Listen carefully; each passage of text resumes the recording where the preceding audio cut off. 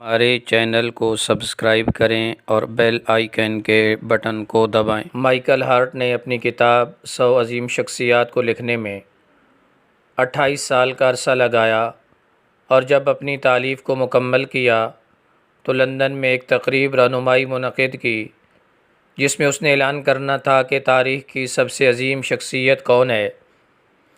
جب وہ ڈائس پر آیا تو کثیر تعداد نے سیٹیوں، شور اور احتجاج کے ذریعے اس کی بات کو کاٹنا چاہا تاکہ وہ اپنی بات کو مکمل نہ کر سکے۔ پھر اس نے کہنا شروع کیا، ایک آدمی چھوٹی سی بستی مکہ میں کھڑے ہو کر لوگوں سے کہتا ہے، میں اللہ کا رسول صلی اللہ علیہ وآلہ وسلم ہوں، میں اس لیے آیا ہوں تاکہ تمہارے اخلاق و عادات کو بہتر بنا سکوں۔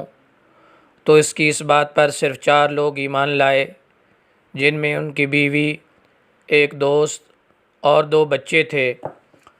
پر اس کو 1400 سال گزر چکے ہیں۔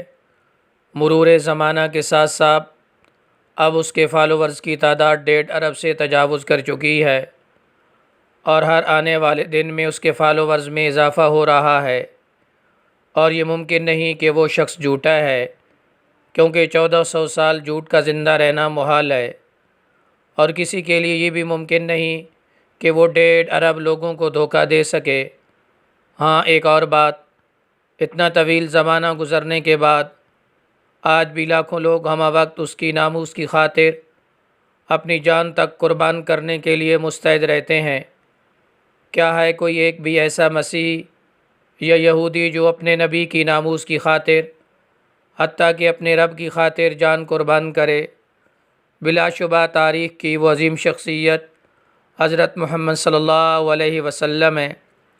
اس کے بعد پورے حال میں اس عظیم شخصیت اور سید البشر صلی اللہ علیہ وسلم کی ہیبت اور جلال میں خاموشی چھا گئی۔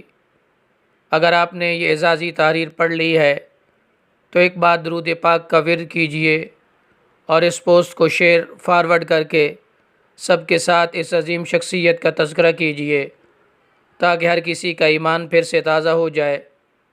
شیئر کیجئے۔ جزاکم اللہ خیرہ۔